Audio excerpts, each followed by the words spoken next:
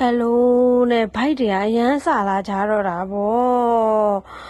အဲ့ဒါနဲ့ပဲငါတို့မဖြစ်မနေတော့အသက်အရင်အန္တရာယ်ကိုကာကွယ်ပြီးတော့ငါတို့အစာရှာထွက်ရမှာပဲဆိုပြီးတော့ခွေးလေးနဲ့ယုံလေးနဲ့ထွက်လာခဲ့တာပေါ့ကွယ်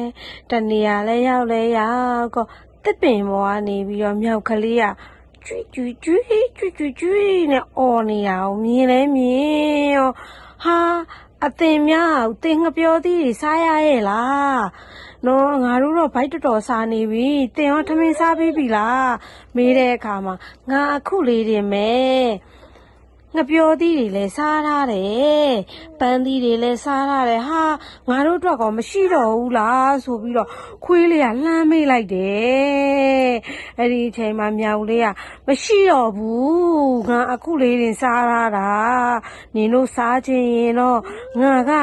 နော်ချီးပါချပေးမယ်ချီးပါချမယ်ဆိုရင်တော့လောလောလတ်လတ်နွေးနွေးလေးနဲ့စားလို့ရမ်းကောင်းတယ်နင်တို့စားမလားဆိုပြီးတော့ပြောလိုက်တာပေါ့ကွယ်အဲ့ဒီမှာပဲယုံလေးကငါအရန်ယုံတယ်နင်ချီတယ်ငါမစားခြင်းဘူးအဲ့လိုလဲပြောရောခွေးကနေမစားခြင်းနေအဆွေယုံ